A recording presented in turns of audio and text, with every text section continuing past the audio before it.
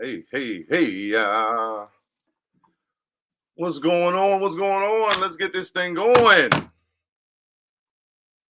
In here, Cheef and Go Live. You know what I'm saying? Talking to a couple special type of dudes, man. Good friends of mine and pioneers of this DMV hip hop scene. You understand? So, this is my first time working on StreamYard, running a joint, right?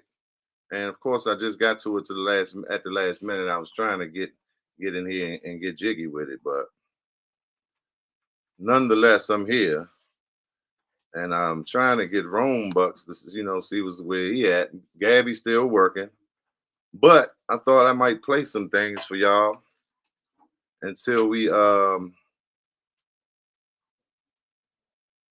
get this thing going. Oh, I gotta hit this. Hold up, y'all. See, I'm learning now. I'm learning.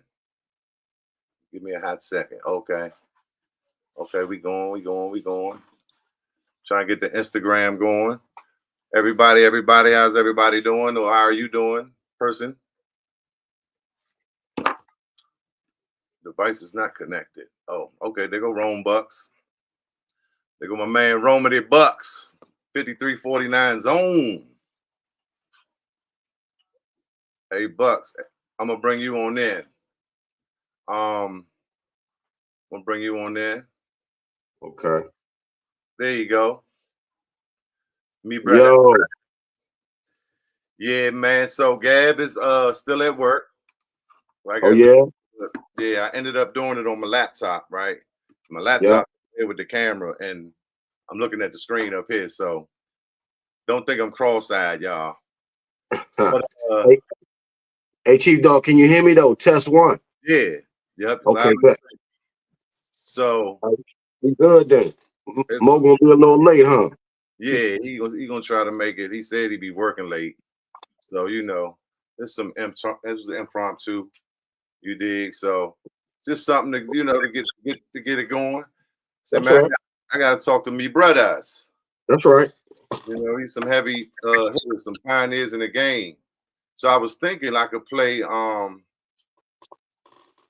video right quick, play the I Feel You or something, you know what I'm saying? Give them a little background. That's right. But I gotta figure out how to put that in here, You see, I still got Kim up there, the kickback with Cookie. Cause like I said, I was late and I ain't get to tweak everything. Oh, see, I see brand one. I should have put new brand. But it's all good because we family. And That's this right.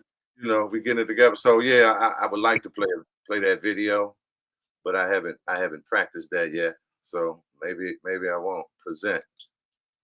Do I hit present? Oh, video file. Okay. Yeah. I don't have the file. I thought they would let me, put the YouTube, but I mean I got the file, but nah.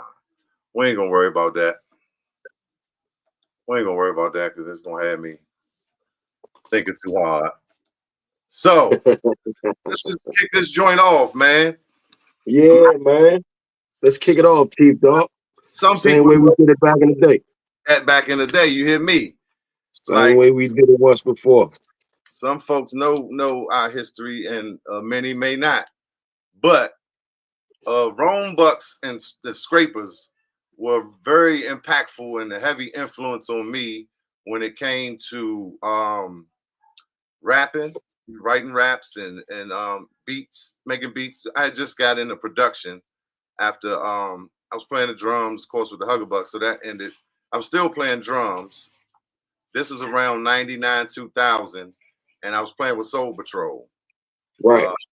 Yeah, and I met RomeBux through a mutual friend named Cheek. They call him Rico, Eco. A lot of y'all. Curly Head Eric. Curly Head Eric. Church Boy. Right. Yeah.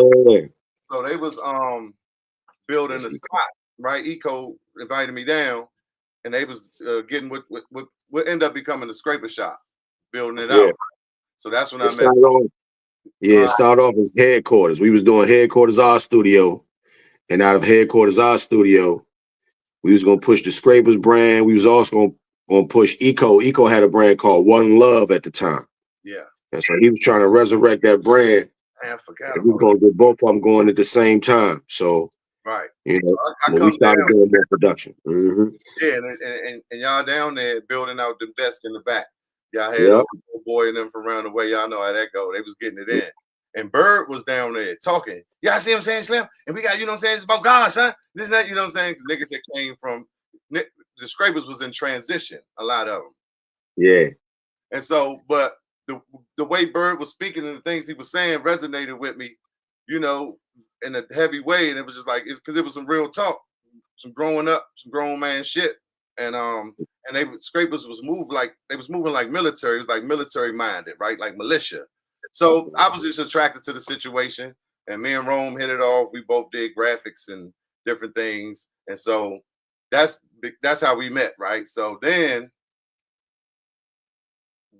you were doing Scrapers. So I would go to LA and see the Scrapers and Ty, and I'm getting familiar with all the players and Keisha. And I remember I seen y'all at the Avenue, and I thought I told you I'm on my against Scrapers Soldier, hyping Mo with the braids, and I was like, boy, these boys cold, right? And this is the times where hip hop wasn't the coolest thing in DC because we go city.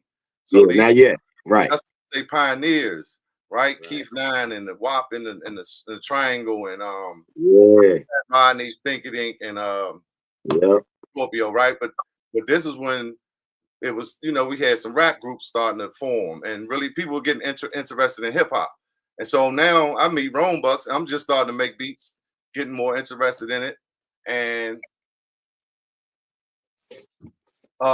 we meet at the Scraper Shop. I meet Mo, I meet everybody, and they embarking on a clothing line around the same time. So this is the question I have that I really don't know the answer. How did the Scrapers rap group start? Well, the rap group started, the whole term of Scrapers and all that, the group forming itself, it started a little bit before the rap group. But once the rap group started, it was kind of, once again, a resurrection of the brand. Because it started off just a group of guys getting together, pulling their money together and doing things that they need to be done. But then when rap became a little more popular, Tony Bird had connected with Newkirk, which was the original music producer for the group. Newkirk was coming around the neighborhood because he has a cousin, and they grew up, you know, going to church together. Newkirk played in the church. So Newkirk got like one of them Ensoniq, what it was, the EPS 16 or something, the joint back in the day before the ASR hit. He had one of them joints, and he, you know, they was clowning Newkirk. They said, man, Kirk was sorry at first, but Kirk kept at it, man. Before you know it, Kirk was coming around with like tape recordings of tracks that he had made. So of course, you know, Bird filling them out. They playing them out of the car. We playing them out of the car stereos, you know, in groups and gatherings on the street. And then Bird catch a couple of them, and you know, before you know it, he's spitting to them. So they decided to take that on into the studio back when it was 8-ats and 2-inch reels. And so, you know, they collectively they created about maybe, you know, a handful of songs, 20, 30 songs or so. And then they felt like, you know, a handful of them were nice enough to kind of put together and send them to disc makers and try to get a cassette, you know, something masked up.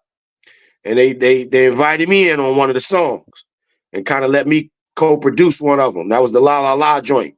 So of course, you know, I was bringing that little flavor. I was having that East Coast flavor. They was into that West Coast flavor. And so, you know, I kind of came in, and since I was originally a scraper anyway, before they even started rapping, you know, one of the originator of the brand itself, they was like, okay, let Bucks come in because he bringing that energy from the whole vibe, from the original vibe. So, you know, everybody was coming with me with that. So, I mean, from then, I guess we kept creating, and I would pair up with certain people. Like I paired up with you. Man, you actually got the learning curve going on together at the same time as far as getting on the software, being able to mix and record. Remember, I had a copy of Cubase. I came up on a copy of Cubase, right? And I managed to get it to work on one of the Macs, and we started doing our earliest recordings. I used to bring my whole Mac over Chief Dog house. We used to go upstairs. One of the joints, I think that was the joint you was renting from J.A.B. Jeff. Shout out to J.A.B. Jeff. Yeah. So we would go up that joint. Yeah, we'd go up there and get the playing around. Got a couple of recordings going on and learn the fundamentals. But so then I would bring that back down to the headquarters. We didn't really have a studio set up yet. But as time went on, before you know it, we all decided, okay, well, we're gonna get some investors together, and then we're gonna bring some equipment down into the headquarters and make it an actual studio as well as a audio studio. So you started coming around even more. Now at this point in time, this one, we'd already masked up the tape back then. And so we had our own little team, our little street team going on bikes and book bags, man. We went around and was putting posters up and stickers up, our own stuff, you know what I mean, and distributing our own material. And that was kind of like, that was new age stuff for our part of, for our city, you know what I mean? People wasn't really doing that. So, and then beyond that, we was printing our own clothing and all that. So nobody was doing that. So, I mean, I guess we had that whole energy. We kind of like was bringing a lot of people through earliest, some of the earlier pioneers, as you say, some of the WAP and them, and they were doing their thing. But then, I mean, we would do collabo projects. I ended up bringing Tony Bird over to WAP, and then we did some projects on WAP's first joint. And people don't know it. That name WAP and them, I actually gave him that name WAP and them. He was searching for a way to kind of name his little brand at the time. I was like, well, since it's you and it's all of us, whoever you bring on, why don't you just say WAP and them? I was joking, but it stuck. Yeah. So we came out on WAP joint, the WAP and them joint, the first little cassette that he had, cassette single, maxi single. And I mean, and then, we had a following. He had a little following going on. He brought on some few people on his team. And I think that was the same time, like I say, me and you were hooking up. You were coming through. So a lot of people, Nitty and Gotti was coming through. A lot of people was coming through, man. And 50-50. Man, shoot. Then Noodles came through with the Skullhouse records, and then at the same time, Lost Jenna, they was doing their thing, kind of. Then you had then the Hood Life Money, HLM came down, and well, you know what I mean? It was everybody was like scrapers, you know what I mean? It wasn't just us, it was like us, and then all them included became that. It's like the family of things, you know what I mean? So then when we had open mics, it was easy to kind of get enough groups. We would have more than enough acts because we kind of collabo with everybody. We would hook up with everybody. It wasn't like, pay me to be on this. Nah, back then collabos was when you fool with, you fucks with somebody, you do a collabo. That's my man's, then I'm gonna get on this shit. So that's kind of like how I went. And I mean, shoot, as times went on, man, we grew into our lives, man, had kids, and a lot of that production kind of slowed down because it wasn't ever really no money. It wasn't a lot of revenue in it. We was basically out of hobby and trying to turn it into something. Mind you, this was before the end. This was before YouTube. And this was before, this was right before that era kind of kicked in. It was YouTube, but we wasn't hip to it yet. We wasn't really, a lot of us wasn't getting on social media. So, but here it is, man. We got a time, like I told my man, Cheef, just yesterday, and Gabby Mo. It's time to recycle replant the seed, man, and come up with the crop. Just do it better, make it stronger. Yeah. You know what I mean? At this point in time, so we got Cheef and go. Cheef go. That's just the start of it, Cheef. Oh yeah, indeed. A long time coming too. So long time coming, man. Long time. Just kept they don't even realize. One way or another, we just kept on moving. Yeah. Strong will be formed again. But look, I remember you said Newkirk first joint was an EPS. I think I bought that joint from him. Man, that Insonic. The Insonic. Him or Bell sold me my EPS, but I know I bought my first MPC from Newkirk. So, right. Like I said, right. Was that crazy? And look, so I think he graduated to the ASR. Yeah. Right. And so him, Bell had the ASR. Gip brought the first piece of equipment down the studio for real. Yeah. Shout out to my man Gip from back in the day. Gip was, one of my partners from high school. And so, he was always one to kind of like, keep you amped, keep you motivated, put that battery in your back. So when things was getting started from the beginning, I was keeping Gip around. He was like, we're gonna do this, we're gonna do that, we're gonna do that. Yeah, he always see things as possible. You know what I mean? Right. he, Very the, he, optimistic. he the opposite of hater. So you need niggas like that around you, you know. Like, he's not So real. yeah, Gib had the ASR, and I think he would bring down all his low because shit was on floppies back then.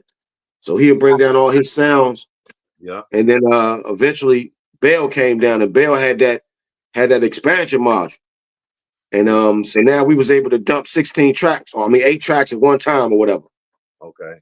Yeah, kind of thing. So We and had now, one room with the ASR, and then we had the shirts going in the back. Oh, I'm getting ahead yeah. of myself. No, I'm gonna get Oh yeah, to that back yeah. room. Eco brought that through, man. I mean, if it wasn't for Eco, man, for real, a lot of it probably wouldn't even have taken place, man. I got to give him them props, man, because I mean, he was willing. We pulled up on each other like in cars on Nash Street, like right there by the shop before we had got the shop. Yeah. And we got out the car, and he was like, "Man, what you doing?" I was like, "Man, I just bought this computer." I was like, "I don't really know how to work it or whatever." He's like, "Man, I got some programs." He's like, "What you know about Photoshop?" I got Illustrator, whatever. He's like, "Man, I hook you up with the programs."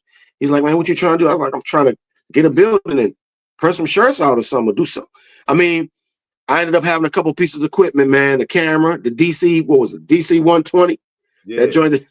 Remember that joint TV? That was like the first digital camera. It First was day I what? met you, right? The first day I met you, I jumped in the black. Y'all know my memory good. That's the hook. I met Rome. That like that first day I made it come. The next day you had a black LTD, I think, two Right, doors on top or something. He's like, "Come on, right. you you go. You had the joint. You would take the pictures for the shirt." DC one. Yep, Man, we went yep, down by the Capitol, some main street downtown, right by the yep. Capitol. Rome pulls over, goes into the double lines in the middle. He's standing there taking a picture like the perfect perspective on the Capitol. This first, that's it. This is a wild red nigga right here, boy. The car is going by. Yeah. He focused on the picture. I said, "Oh yeah, Well, I jumped out running gun like I've been doing it all my life. But yeah." back then, that camera could only hold 4 pictures. It was a one megapixel camera, right? Damn. I remember I paid $1,000 for that joint. Look, and I still got it in one of my boxes, so somewhere. But anyway, that joint a relic. One megapixel. You can only get 4 pictures on that joint at 1 megapixel. Then you had to download them. Yeah, You go know what back. I mean? Then you download them, clear it out, and then you can shoot 4 more. But at the lowest resolution, you might can get like 16 flicks Right. at the lowest. No So car, I was no going SD. down there. I probably still got some of them old original pictures on zip drive somewhere, man. I remember I shot a joint. I called it the Oil House. It's one of the houses down there. Shoot, off of when 8th Street go all the way extended. Once you pass Union Station, you keep going. They didn't change the traffic direction down there now, but it's a building. It's a new monument they put there. They built there and got like a mural on it of the Capitol. But Okay. before they built that monument, it was a house. It was like a building there with no face on the front, and every room was like tatted with all kind of tattoos. So if you stand in the street, you can see the whole building, all the rooms without the front of the building on it. Crazy. I called it the Oil House. That joint was there for many years.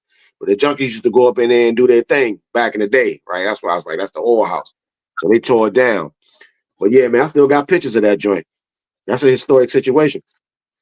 But yeah, All right. man, after learning how to do the camera Hold up and though. Eco, We getting ahead. I wanted to, because even with scrapers, I needed to go back first. I mean, however it come out, but 5349, right? yeah. I know you can't get too deep into it, but tell the people what 5349 represented. 5349 was a building in a complex called the Lodge. That used to be right behind Ebony and Liquor Stores, Ebony and Bar and Grill. 5349 is the address. 5349 Sheriff Road is what it actually stands for. And that's just a building that we used to, congregate in front of, our little spot where we used to feel good at and do our little thing at. Really. And that was just the hub. And so it was just, back then everybody was calling their crews by street names. Everybody was known by, their little demographic, 17, R Street, 6 and S, so, and then you might hear 14th and, but even before that, I was like, okay, we're going to be 5349. We're going to be known as 5349 Scrapers. And hustlers was a big thing. Everybody's calling themselves hustlers back then. You had the 6th Street Hustler. That was kind of like the trend that was going on with the go-go, seeing as though we referenced on go-go. And they had your crew called out when it was a call and response time, right? Between the rapper and the audience. So, you gotta have something to say. So, and you gotta represent your crew. And so I figured that was a good way to be different, to stand out a little different, but yet at the same time be saying the same thing. I ain't want to say hustler. That was kind of, it was kind of hot to me to say that, hot in a bad way, to be calling yourself a hustler. You know what I mean? You're already wearing a beeper, you're already dressing, and you're already looking the part, and now you're gonna stamp yourself as the part. You know what I mean? And that didn't seem cool to me. I wish I had some of the pictures on the screen. Them old Rome, Yeah. The young Rome pictures, boy. Niggas was fly. Yeah. So I mean, that was just a way to stand out. So when they hear us on the tape, they call the show, they bring the tape back, you can identify us. You know what I'm saying? 5349 Scrapers. I think Funk might have said it first. We used to play triples kind of tough too. So we would go up there and fool with your boy DJ Cool. Shout out to DJ Cool. I know you got a whole situation with him, right? Yeah, that's my man. That's a good guy. Yeah, but DJ Cool definitely used to give us a lot of love. Me and my man, we would go up to the little DJ, to the window. He was all the way over there in the corner. I remember like it was yesterday. Hey, Cool, man, hey, put us on display, man. We go out there and dance or whatever. We hear our name being called through triples. That was like the initial part of it. Then some of the youngins, Tony Bird and Jabari, actually, they ended up at one of the RE Go-Go's and they got the name put on display. And then the tape ended up coming around the way. And so we heard it back. We heard Funk put it on display for the first time, and that was it. After that, it was stuck. You know what I mean? So, everybody wanted to kind of say it. But I mean, once we got back into rapping, like I say, that lodge, that complex that we hung out at, the air closed down. It was unfit for living. So they shut them joints down. They tore them down. And we kind of migrated back into the neighborhood. And so, that our main street, the same street that I grew up on, I lived on, but the street I lived on since age 5, Nye Street. Nye Street became like the main street. So Tony Bird, Jabari, like I say, Newkirk, myself, a lot of us would get together and hang out on Nye Street. And a lot of our parents would be able to see out, be out looking outside and be able to keep an eye on us while we out there being bad. But I mean, so Kirk would come through with that music. And I mean, that kind of like took it to the next level, man. And I really just started to wanting to do clothing because I felt like, they were doing music. We needed something to identify again. Once again, this was me playing the same part I played when we was in the lodge. I was like, we need something to identify. So when they was like, man, we the Scrapers, man. I was like, well, cool. Then, I got this little graphic situation. I'm gonna get us a logo together. So I remember, being up, shit, man, like all night one night, man, and putting that logo together and hearing the birds chirping the next day and my neck hurting because I've been sitting in the computer all night. Yeah. Showing them dudes the next day. I was like, this is it. And it's like, that's it. We're going to put that on the tape. We're going to put that on the tape cover. Yeah. So once they sent the mass copies out and that globe came back on the tape cover, it was official ever since, man. So we still keeping it alive, man. I mean, we done had some ups and downs, but yeah, but it was 5349 was just the original guys, was the original members, I would say before, and most of them didn't rap. 5349 Scrapers, a lot of them didn't evolve into the only one I think that did was me. I'm the only one from the 5349 crew that was rapping with the Scrapers when the Scrapers was rapping. Everybody else came late. That's why I say the group, I'm the first Scraper of the Moneymakers. The group came later and we became greater. That's what I said in my first rock because that was the truth. We was about that. We was about doing this first. When we got into the music, we wasn't even really tripping off no money. Like we was not off the music. We wasn't. People were still kind of scraping a little bit, doing whatever they can. And then, fortunately enough, we figured out the algorithm of how to create a product, a T-shirt, and then clothing, and then that became the scrape. The new scrape was legit, and then from that legitimate hustle to another one, to another one, to another one, and eventually everybody that was once scraping one way ended up learning how to scrape legitimately. And I mean, that became our mantra. That became our situation. Like, we gotta go through a situation. We gotta go through the trials and tribulations. Sometimes we gotta rough it off. Sometimes and go through the hardships and whatever, make it through. Got And at to. the end of the day, yeah, that's the scrape. That's the scraping. That's the Yeah. season of scraping. Try and get it together. Try and work through it. It's the struggle. And Yeah. because we always going through a struggle and coming out of we always going in and out of storms. That's life. Yeah. And I That's how guess you how you grow. that allowed that. Yeah. That's how you grow. The pain. Yeah, and that allowed that term to continue to live as long as it has. I mean, they still coming at me. I mean, everybody kind of. I feel We like all men, especially. that's a Yeah, lifestyle. that's a lifestyle. And I Mentality. mean, we didn't have. I mean, we didn't have community centers. Yeah, C Pleasant Rec, but we didn't have one close enough. We didn't have no type of Boy Scouts or extracurricular activity. We didn't have any type of boys groups or anything. You know how people get together and they join fraternities or sororities. You get what some people join, like get professional, get political in chamber of commerce. You got some type of group, or so even if you're in church and you join your missionary or whatever, and or your choir or whatever, you got something where you can come and fellowship and be amongst others that share a common ground. So we never really. Only thing we really had was bikes. So we kind of grew up on bikes, being together on bicycles. And Yeah. that kind of kept us in competition with one another's, doing things on bikes and trying to be athletic in that way. That was something always fun. We can go out and then we venture out. See, when you venture out on bikes, you end up in another neighborhood. You might come across strangers. You got to band together. You can't be Right. like, oh, you by yourself, Joe. It kind of taught us how to be together when we outside in other areas, and we got to watch out for one another. We learned that from traveling around on bikes. So we was actually scrapers before we really was scrapers. You know what I mean? We got pictures of us going out with lawnmowers, learning how to cut Right. grass in other neighborhoods together. I got early flicks like that of us Yeah. being caught by journalists and putting us in the newspaper because we was learning how to, ante up our little coins. Yeah. Yeah, so that's a Yeah. fundamental, man, that they don't really teach you, man. That's something, how to get money together. I mean, like I said, we've always been, keen to being able to hustle. But I believe in our area, especially, in this our era, our generation. I don't know about now, but we was taught that every man for himself hustle. That Yeah. kind of, that hustle style, that way of getting money. You don't really learn how to combine your resources or form Right. S corps or C corps.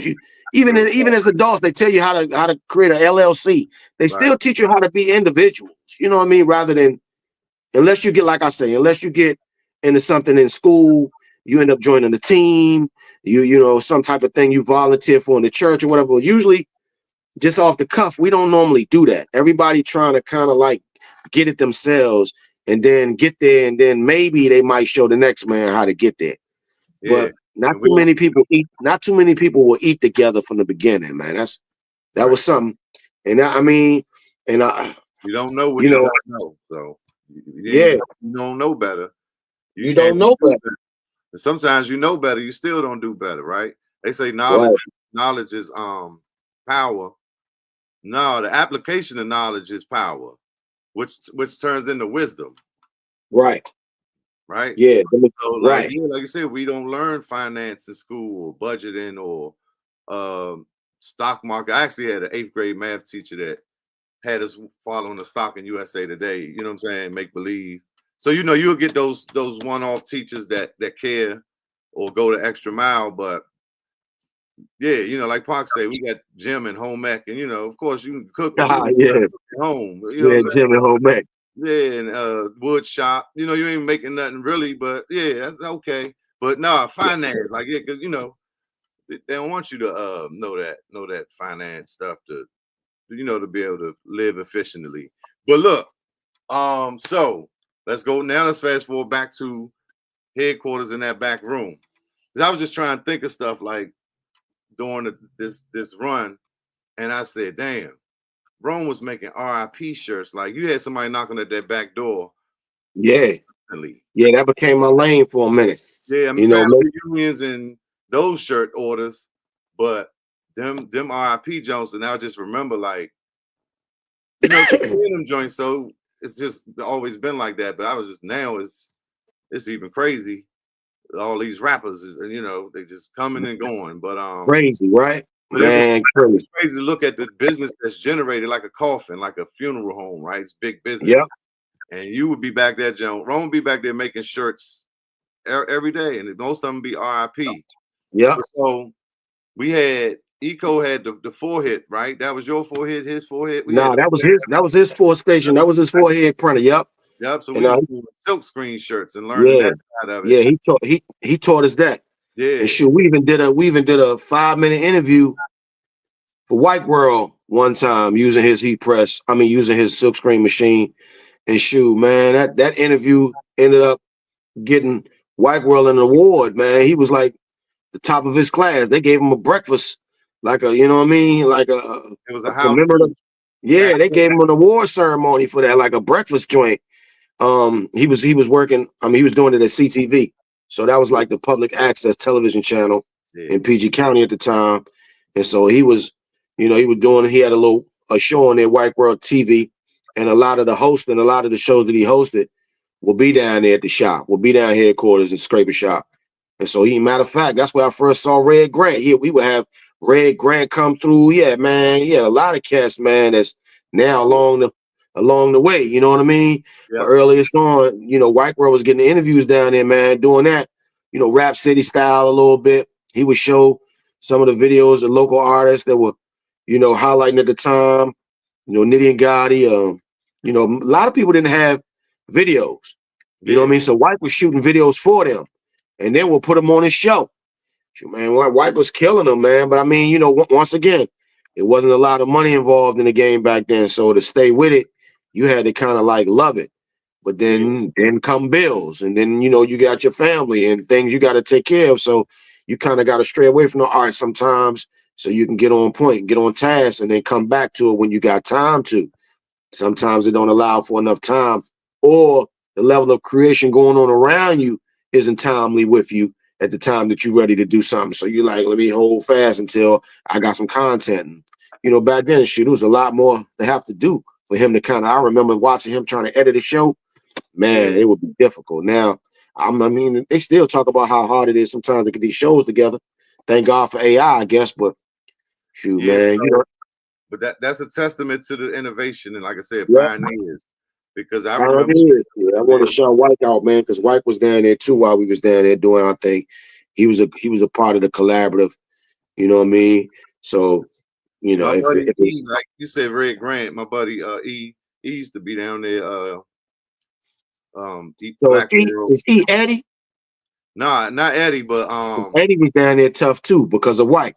right, right. Yeah, and Eddie Yeah, was Eddie was doing his comedy, but he was also on the videography at that time. But Eddie yeah. turned out to be a comedian. Eddie, Troy and them was on the video side. We all went to Blade, but I forgot what I was talking. Who I say? You said Eddie. Oh no, I was just saying one of my homies that I met It later. was uh-huh. He always tell me, man, I saw you before I met you on White World, and I don't remember. It might have been one of them shows, and he was like, yeah, Red Grant.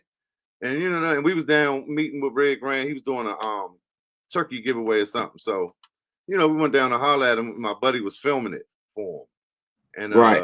yeah, and he kind of remembered too. And I was like, damn. So, but I remember White being down there, but sometimes you don't remember everything. I got a good memory, but there's a lot of nights that we Right. would sit in there. And Shotty the Scrapers is gonna give me, hey Shotty. No, but definitely shout out to White World because he doing super big things. White World used to have us laughing. So y'all understand. But yeah, so that was just a great time. Like you said, so we got the ASR in one room. We had the four Yep. hits in the middle. Or hit another room, And banging our shirts. we And then doing we the in the other room doing graphics. we learning Photoshop together. So this Hell is a yeah. lot of multimedia things that was going on. Shout out to Ron Scott, my neighbor, Yep. right? Who Yep. put us on I this little remember he put us on with what he get. He gave us did Ron give us macro media? yeah. Cheef, I don't. It was either him or Eco. One of them had macro Yeah, media. it was Ron. He worked for them. So yeah. It was Ron. Hey Joe, Ron don't even realize it. Slim Ron is that's how I got that Scrapers Globe popping, Joe. Yep. Yep. Shout out to Ron. Look, Miss Let it be told. Yeah. man, I can't think of her name. She got us our jobs at the teaching computers later. Miss Me Bang, my nigga. Bang. Oh man, I seen Miss her. Me Bang. Shout out to Miss Me Bang. She put us on with the Rosedale Community Center. Had us in that joint doing graphics. Yeah, Department of Rex. 17th and Gators. We was at Kenilworth. Yep, at Kenilworth. Dude, she had me over. She sent me over there to the other rec over there in Trinidad, Mrs. Kenner. The dude, her husband was the dude who ran the Kenner League, Mr. Kenner. Oh yeah, yeah. His wife ran the community center over there in Trinidad. Had me go over there one time. I had to instruct a whole group of old ladies. Hey, sweetheart. Hey man, hey, look. So, them old ladies love me up in there, boy. They were sweet as I don't know what though, man. Y'all stayed there a little longer than me. I flew the homies in and they took it and ran with it. But that's how we always been supporting each other and learning together and building together. And like you said, we still doing it. But you tell me a story about Vegas. 96, I think, or 97. The year Pac got shot, right? Yeah. The fights out there. Nah, what we did, we was at the Soul Train Awards. Oh, they went out Vegas. I ain't make it. Oh, okay. Yeah, they went out Vegas during that time, but I went out. Yeah, before all the beef kicked off, when Suge got on stage. I mean, when they got on stage, and they was going hard on stage, saying what they were saying about East Coast, West Coast beef. We was at that Soul Train Awards. We was at one of them joints. I forget whoever was the one. Well, Suge got on stage and talking about if you don't want to be in the video, you don't want. I don't know if it was that one or the one where Snoop got on stage and I forget which one it was. Them niggas could tell it better than I can. No, that's the same joint. Cause Snoop. That's the same joint. Hey, man, y'all don't got no love for the West Coast. Y'all niggas don't love Death Row, nigga. Man, you know, executive producers dancing in the videos and doing all of that. Come to Death Row. The niggas was in the crowd like, "Cuz, what's up, Cuz? Hey, Cuz." Yeah, that was it was static in there. It was, man. All I can remember, because we was in a limousine. We was extra fly. I had the big pimp hat on. We was suited and booted, man. We stepped out the limousine. I remember looking out after we got the limousine, and I seen AZ over there, Nas and them over there, like off in the distance. And they looking at us like, who is these niggas? They dressed like we dressed like them niggas was dressed in the Firm video. You know, when they was they had Firm, when they was the Firm and they was pimps and they was the monsters. That's how we looking. So we step out the limo looking like how them in real life. How them niggas looked in the videos, right? And I can remember seeing them niggas like stop and stuff. They was like, man, that's Nas. I was like, God, nigga, Nas and them Joe. But you know, we feeling so big and we feeling so good. We ain't tripping, and we don't. You know how we are in DC, man. We don't get but so starstruck. I don't care what it is. So we out there, we feeling ourselves for real. So we go up in the spot. All I can remember was that hall, that Soul Train Award spot was small, man. Like how they say the Apollo is when you go up in the Apollo. Man, that joint was small, and it was set up kind of like theater style, like the Apollo kind of like. So you know, I ain't paying attention too much to what was going on. I was really looking around, and we was in that joint, you know, kind of get situated, and before you know, we was out of there. But look, I mean, you always. I think it was a story about Tony Birds and Chris Tucker going back and forth. Yeah. Now that was it. That was our LA once again. Yeah, that was our LA, and that was that time that we went out there to the Soul Train Awards, and they ran into each other. I think at the Fat Burger. I think it was not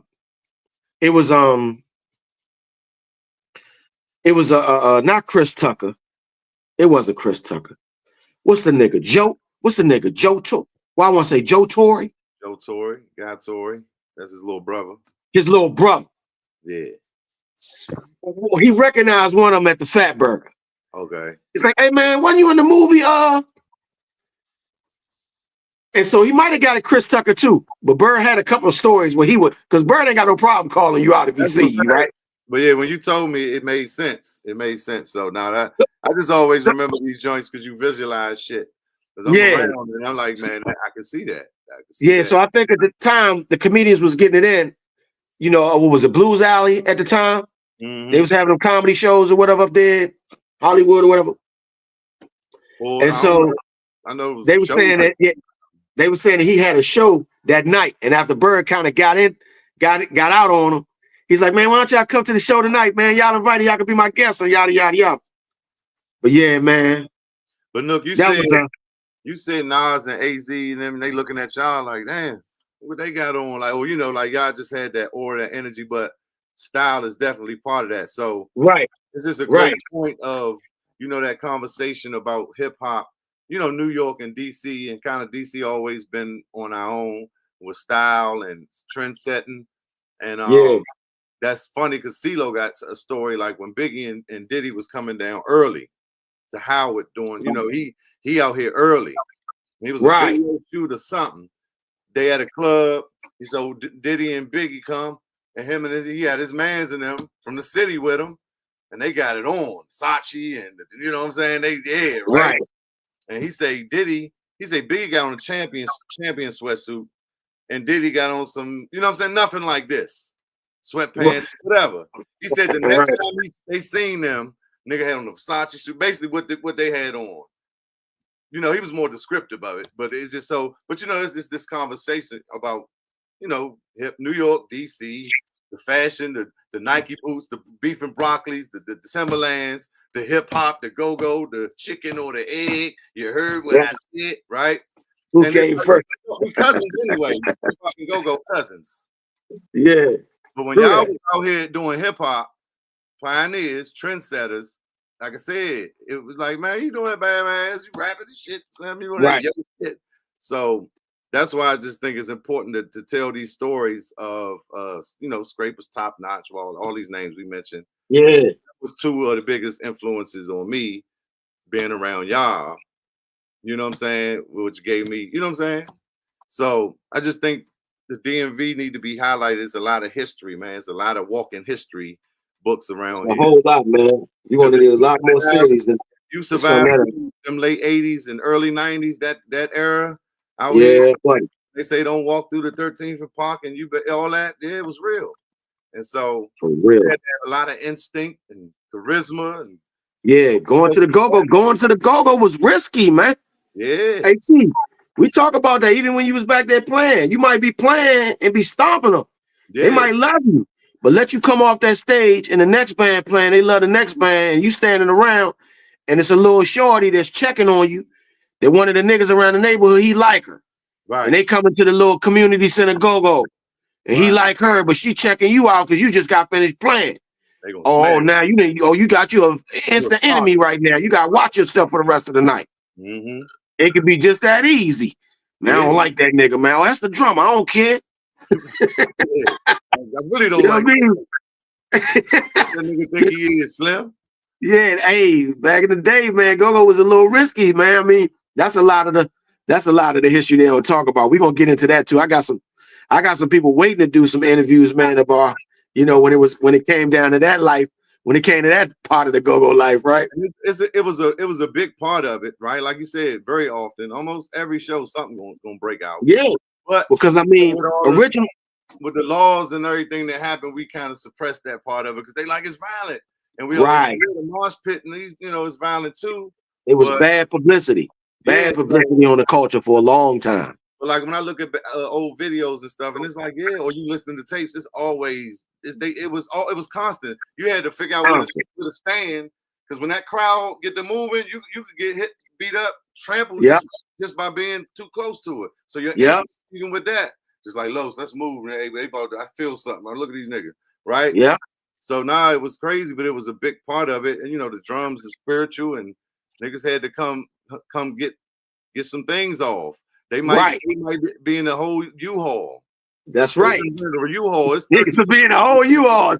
Wagons. Remember, wagons was everything. What's that wagon with the seat facing the back? Yeah. That jump blacked out. You be walking down the street. It was hard out here, man. Look, grown man. I'm happy to be here, man, because you had to stay on your toes. But like I said, it's a rich history, man. And look, since the earliest part of it, man, which I don't believe that everybody is really embracing like they used to. But the whole thing of go-go and how they marketed it to keep going so that there's no stopping is because they wanted to continue to dance. Oh The yeah, whole thing was, yeah, you came to the go-go, you came to boogie. The whole mantra was, who come to boogie? right. You know, you come to go-go to dance, but if you ain't really no dancer and you kind of want some attention, you might come with your little bravado. You might come and feel like, I want to be thorough. I want to show a nigga I can fight then. Fuck that nigga over there that think he can dance. Fuck The that girls like him because he can dance. I can whoop that nigga. That nigga can't beat me. right. So, He can't it's beat. all kinds. It was all kinds of vibes coming, but usually the main vibe was dancing. Yeah, yeah. That's what it was That was really it. about. But Yeah, that was really about. anything Yeah, great and beautiful and fantastic can be, yeah. It was flipped. about dancing. And then after the dancing, fashion became part of it because now you want to look good while you're being watched. Mhm. You want to stand out, just like Soul Train. A lot of people used to go to Soul Train, have on a cute outfit or whatever, but you ain't see them or pay them no attention until they came down that Soul Train line, or they get a few cameo shots. Remember the Chinese girl in Soul Train used to get all the shots, Oh, Joe? yeah, yeah, Kim Young, I forgot her name. She was That's how everybody used to want to come to the go-go, man. You want to be that. You want to be that Chinese girl. At yeah. least the females do. They want to get that highlight. You feel me? And go get your name put on display. Hey, Bucks, something we was talking about yesterday. I just remembered because like the Go-Go Girls, right? And like we was Yeah, talking about Go-Go, that was the spot before it was the music. exactly. Even in Detroit and all that. Yep. Smokey Robinson got a joint called the Go-Go, going to the Go-Go, right? Going to the So, go-go. but you like put me on to some history about the Wellmans. We were talking about the history of the Chapel Oaks and those surrounding areas with some of the roots of go-go. Right. Chuck Brown and what's the band? 'Cause I know I what mean, before, quality, yeah, but Chuck played for Chuck. It was the Soul Searchers before Chuck no, got with him. Soul Searchers was already playing, but before them, it was the Los Lobos. yeah, no. I'm And then talking we about had the band you saying Wally. It was another band after that. that was the Jaguars. The You didn't say Jaguars was a neighborhood. was. Yeah, it was the No, Jaguars. Uli and them played for the Jaguars. It was another band called the Stratocasters, and then there was another group called Fate's Destiny. These yeah, were all bands that were prior to the go-go swing, top but 40. they were playing Jazz funk. go-go. They were playing in a go-go type fashion, and they might use congos, they might use congas in their music, right? So Right, Chuck produced a few albums before it was Chuck Brown and the Soul Searchers, but his father, right, not Chuck's father, but sure, Sugarfoot Ricky's father, right, the Wellmans, the Wellman family, Frankie Duke. Frankie Duke played in a band before Sugarfoot Rick played in the band. I think he played for Chuck at one time, or he played for a funk band that Sugarfoot Rick ended up taking over for. And so, I mean, that whole little indoctrinating of their swing, that go-go swing, that whole little keeping the music going and not taking breaks in between and all that. That started around that era of those bands. Now, right. precisely which band actually influenced Chuck the most and got Chuck to doing that, I'm not sure, but we will find out. We're going to get down to it. But we do But know it started on the Maryland side. We do know it started around because Chuck lived in Fairmont Heights. right, And his father and so did the Wellmans. They lived one block from Chuck. So the house that had the Wellmans and Sugar for Ricky and them, that house was right there in Fairmont Heights too. And they had maybe like 4 or 5 drummers in one household. And they all was nice. And we knew all of them. We would kind of like go around to that house to hear, them practice and watch them play and whatever. So everybody knew that particular house, they had talent up in that house. So that was the Frank House before the Crack yeah, House. that was the Frank house. Yeah, that's where But Wally look, grandfather lived at. Yeah, that's where the Wellmans grew up at. I mean, lived at. but So I so you mean, were saying like so Buggy was telling me that, and like yeah, we gotta establish when this sound really the roots of the sound. We all know Chucks gets the credit because he was the most popular and he did a right, lot for the sound.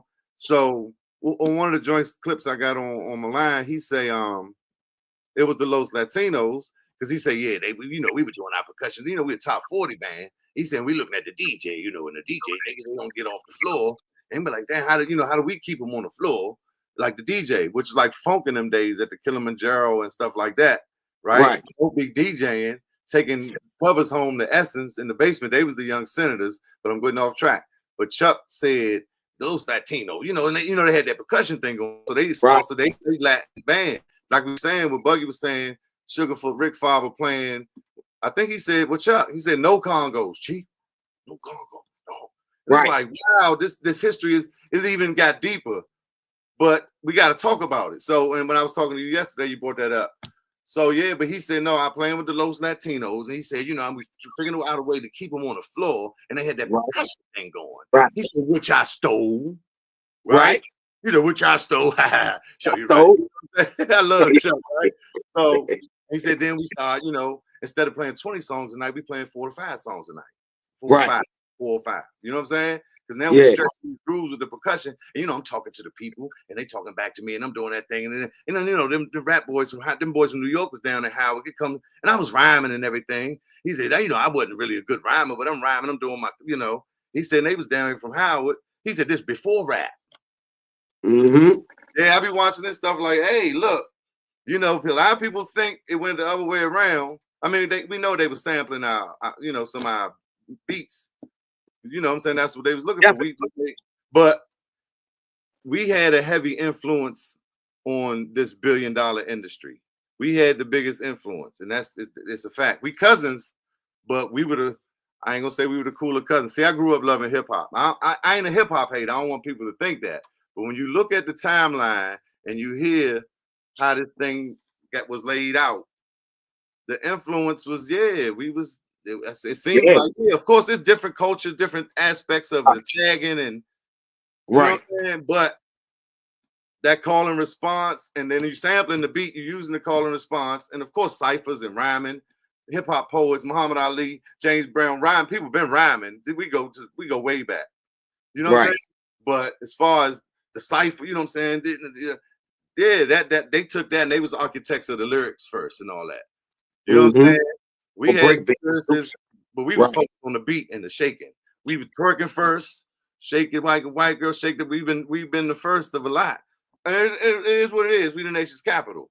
But a lot of times people say, man, them DC, y'all thinking, even I say it. Like, yeah, you lived in DC every year of your life, went to DC school, and okay, you ain't that cool. Like, okay, whatever. Same thing. I'm right here. I'm going to grandma's house every day, but I went to Maryland school, and it's cool. That's what I'm saying. It don't bother me. But when I think about it in that sense, it'd be like, yeah, you better be proud. Yeah, they from the city. They born and raised. They early, nigga. You know what I'm saying? Nah, but respect to all. But and DC is so small. I mean, shit. I always tell my man, we had a little funny little joke. I used to be, man, DC. I mean, LA is like 3 DCs. He's like, nigga, you ain't never been to LA. How you know how big? And it just so happened, I guess right. I did the little, I Googled it. It was like, hey, the as far as the square footage or the amount of miles across. And I was like, yeah, LA is like 3 DCs, but DC is small enough that most people kind of know each other. And then you got those areas in Maryland that are right across the line. Mm-hmm.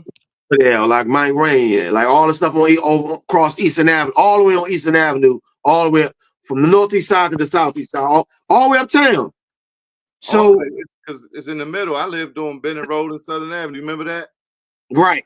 One of my rhymes say, I lived on the line a couple times, but it don't make a difference to me. Right. Where you from or where you at, where your heart from. You know what I'm saying? Like, stop it. We walk across the street. Yeah. I'm right there because I used to live right there in Capitol Heights. You remember Elf on the Hill? Right. I used to live on the hill. I was on that hill, and that hilltop across the street, that one way, but all around there is right. Yeah, it's like all in the same block. So it's like, okay. So, but I get what they're saying. A lot of people that's way somewhere might be out and they say they're from DC. So they feel like you're not representing it. Like you just, and I say that too. Most people say we from DC because most people know DC. Right. Right. But it is some people from West Bubble nothing out here perpetrating fraud. You understand? So, but no, it's a funny thing though, man. It's a funny little thing, but it's unique to us. You know? It is. It's unique to us, like drummer, who the best Congo player, who the best drummer. Like they had in New York, they had the rappers. Like young niggas get heated. Buggy, Jeff, You know what I'm saying? Blue-eyed Daryl Juju. Nah, Slim Juju. See, you don't understand. He playing on that 526, 87 jump Chuck from the right. That's unique to us. Them dates, that's a language we only got. Right. It's a boom, boom, boom language. You know, we speak Congo. Right. We the only people call it the Congo. We ain't talking about the place in Africa. We talking about that's right. People like it's a kunga drum. You know, we used to be funky. Right. Yeah, you always say kunga. Kungas. I'm like, you ignorant ass niggers. It's conga. It's Congo. Wow, I embraced it. I said, that's our shit. Who y'all Congo player tonight? Young Slim on the Congos was cranking, y'all. Well, skaku, boo. So we got some unique shit, man. But back to that time you was talking about when it first became known as go-go, and I was telling you yesterday when I was talking to you about that history, them girls that came along with it. I think you tapped on it for a second, but we got off a tangent.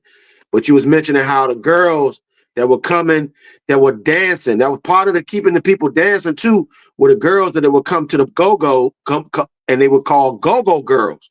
The girls that would come to the events or come to see the bands play. They're not necessarily called go-go bands, but they would come see the bands play, and the girls or the guys or the band or people would tip them to dance. Kind of like you would tip somebody for a lap dance or whatever nowadays. But back then it was just a dance on the floor, just a regular dance. You know what I mean? Not nothing perverted. You just got the girl that'll come and dance, which you make you feel good. So you know what I mean. And you tip the girl. The girl might tip the band a bit, or the DJ if there was a DJ. And those girls were called go-go girls. They would hang around in the parking lots over there next to Ebony Inn in the parking lot. And when everybody would sit over there in the parking lot in their cars and drink or whatever they had at a certain point in time, they knew a band was coming or a DJ was coming. My aunt told me that she was one of them. She said they would come and they would gather around. They would all get, and they picked the same guys would come every weekend out of town. She was like a lot of military guys because the military bases were close by. She was like, people know to come to Ebony and to come to get the ribs, come get their little drink on. And they knew there was go-go girls there. They was going to dance with them. They had a hotel room in the back, hooked up to the back of the hotel in the back of the lounge. You know, you might get your little action. You might get you a room for the night and stay overnight. All that was right there at Ebony Inn. So and Chuck Brown hung at Ebony Inn like, you know what I mean? Like we hang at Walmart. He there all the time. And he know everybody in the neighborhood. They know him. My mother and my father knew him. You know, my mother from Germany. She ain't know nothing about no go-go bands, but she knew Chuck Brown. Hey, Chuck, how you doing? She knew him. Hey, Maria, they knew each other by first name basis. And she didn't go to no go-go's except for, you know what I mean? Maybe she stumbled on one, you know, later on down the line when I got old enough and she coming in to pick me up or something, or because one was over across the street at the Farmer Heights. They like, Jerome, your mother's not she might have came over there, Joe, because she just was cool enough by then to do so. Hey, man, Jerome, man, your mother up in here. Joe, stop playing. Yeah, Joe, I just seen her at the front.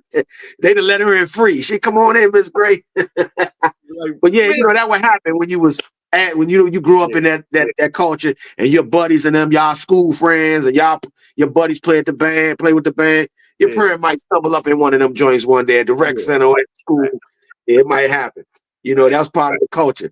But they be worried about you, though, because there be always something on the news going on. Somebody got hurt or somebody got killed at a go-go. So, you know what I mean? It was kind of like, I guess it was for us, it was kind of like thrill seeking a little bit.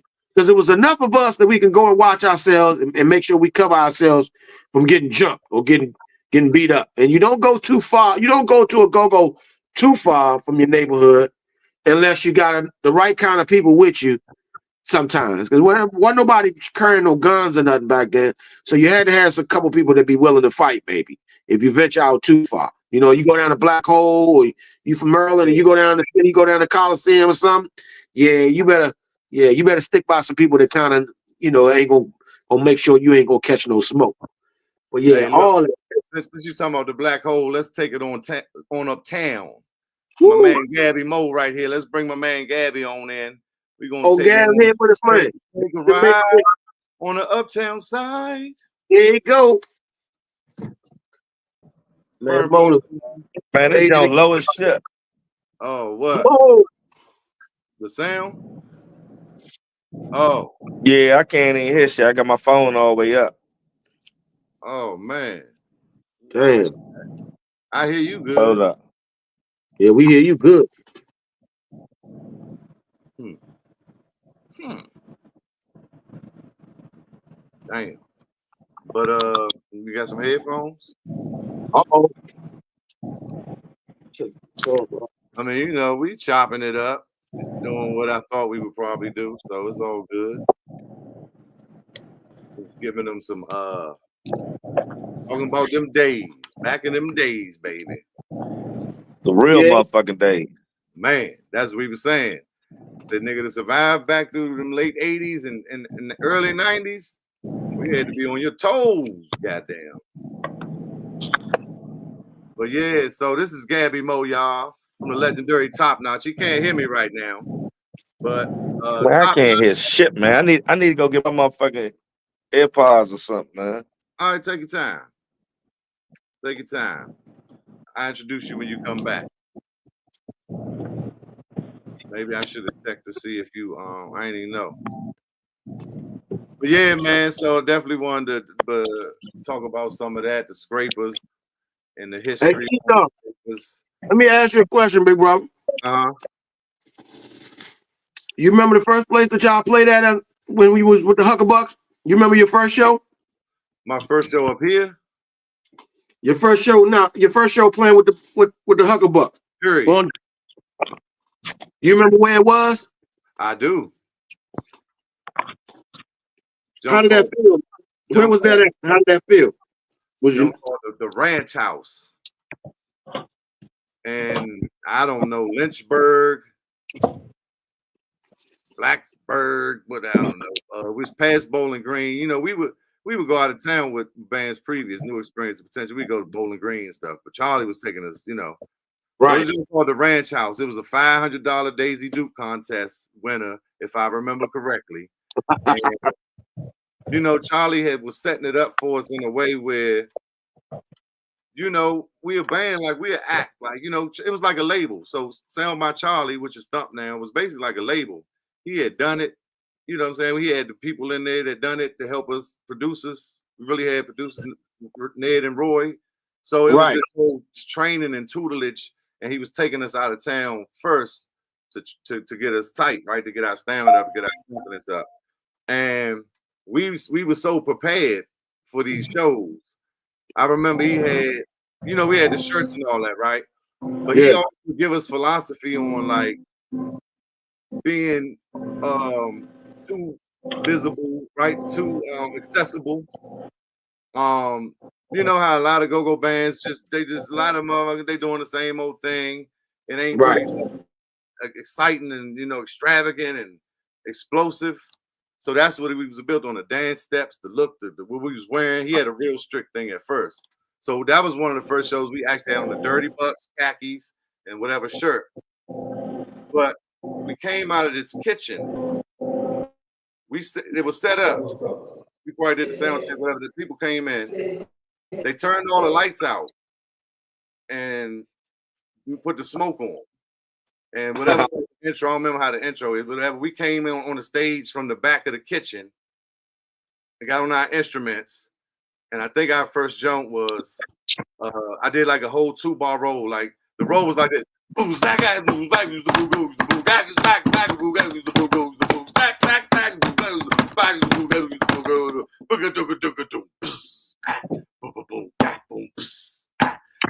and they were stepping while the lights coming on and the smoke dissipating.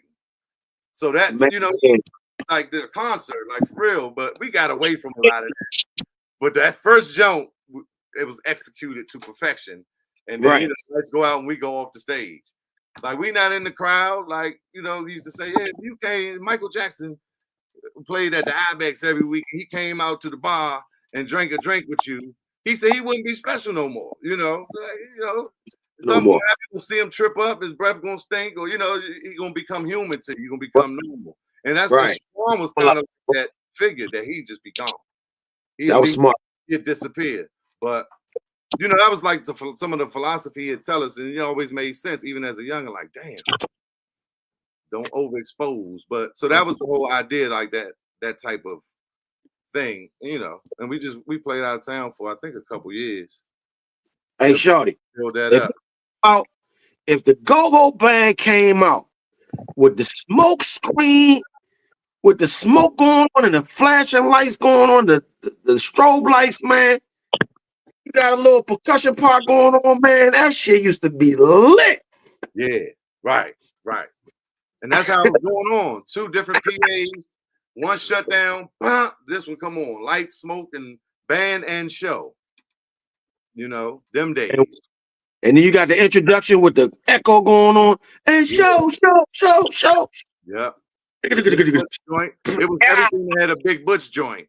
Those stomping young troopers, all the way from Southeast. You know what I'm saying? And them Making intros, it hard just for you. man, them intros that had your little goosebumps popping up on your arm. If they get if that sound, they get the sound right and they get to come out. 2305566.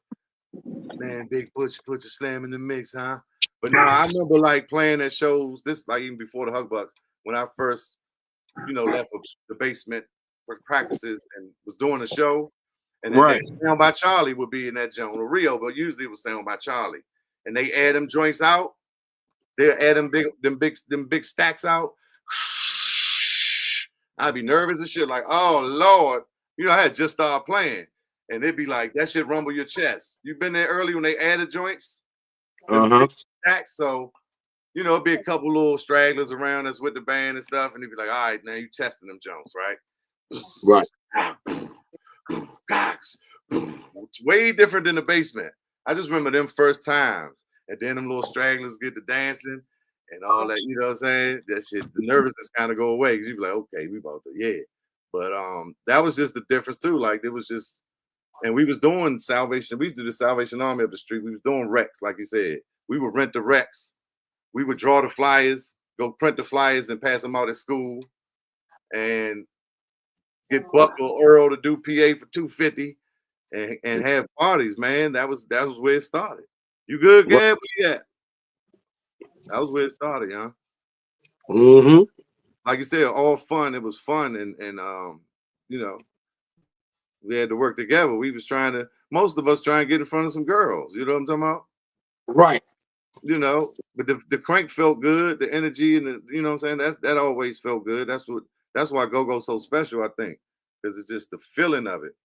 Right. That energy. But yeah, man, you good, Mo? Yeah, y'all loud now. Yeah, I can hear y'all. Okay. Mo So coming through. Top-notch Teamsters, Scrapers. Brown, what year? These was going on around the same years, right? 98. That Scraper CD came out on 98, right? With the First glow. jump was MPC 2000. Oh yeah. So that was our first mixtape. So that was 2000 and shit. Oh, that was in 2000. Okay. Yeah, that was 2000. Then we dropped the Union jump. The Union jump was like 2003, 2004. Okay. Yeah. Okay. So I was hanging around the Scrapers, and then it started. Yeah. But yeah, man, like I said, just getting on here and giving people a little history.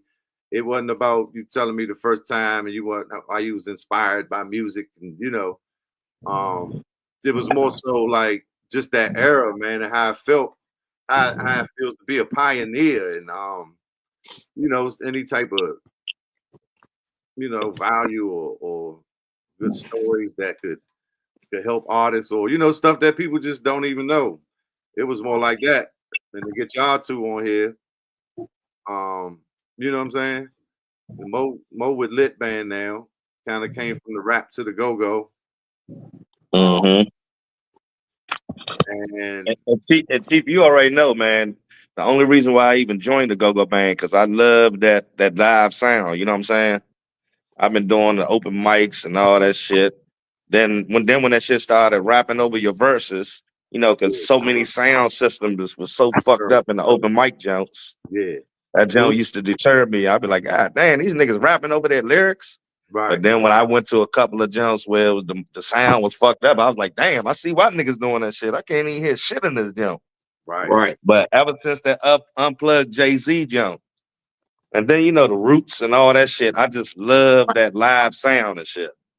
So I Right. was never pressed really to be in no go-go band. But of course, I love go-go being from the city. So the Right. live band, just that live sound, which drew me in, just to even join the band and shit for real.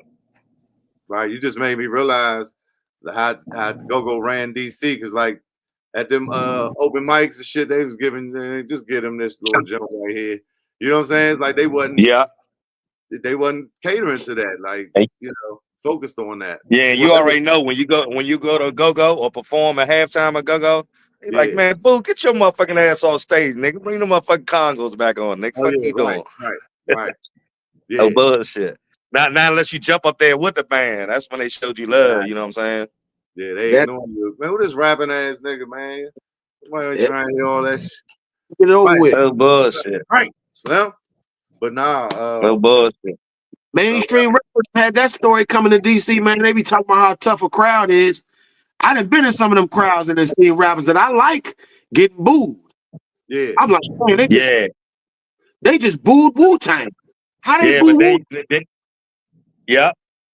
Yeah, no How you bullshit. boo this It seems like mainstream? when Scarface come over here though, they get with him. Yeah. Yeah, you get with Scarface. Everybody else, Kevin, Fiend, maybe some of them No oh, Limit artists back in the day. and But so yeah. here's the thing. I feel like Scarface's rap style caters to the cadeness of go-go, to the point that a lot of people that ended up rapping Yeah. in go-go would rap in that kind of format, that kind of style that was familiar to me, that like Scarface's style. You know what I mean? Not to say, in Yeah. other words, tell there was a lot of go-go fans that was also Scarface fans, Right. heavy Scarface fans. Yeah. You know what I mean? They rode around listening to a lot of Ghetto Boys or Scarface in particular. Yeah, hell yeah. Yeah. Hell, That shit resonated with us. From what he yeah, was saying, the beats. Yeah. And, he played guitar, so he got a different cadence. He grew up with uncles who doing bands. You know what I'm saying? He had that shit in his basement. That's why he played instruments. But it resonated with us. But remember when me and Lo started making beats? Everybody just like, man, them Jones sound like Rap A Lot.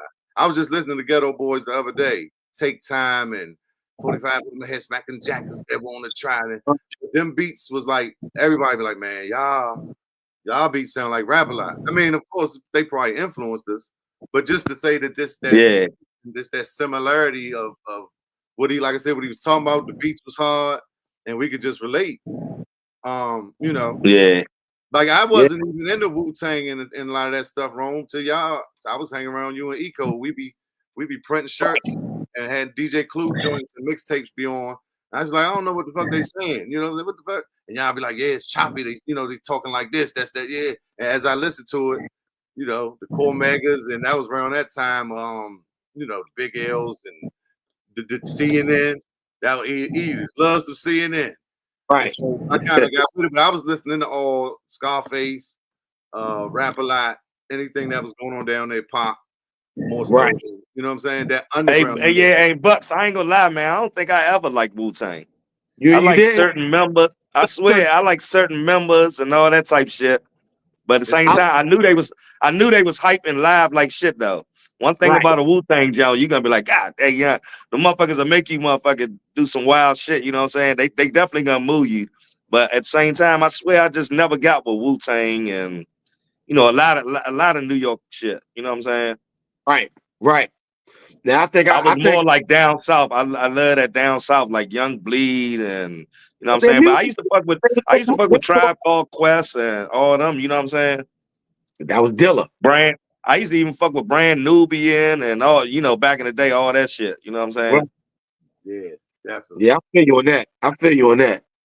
I mean, a handful of them stood out, but something about that southern music, it was, and that West Coast too. They was getting more funky with it. They was and Outkast was my shit. Yeah. Outkast.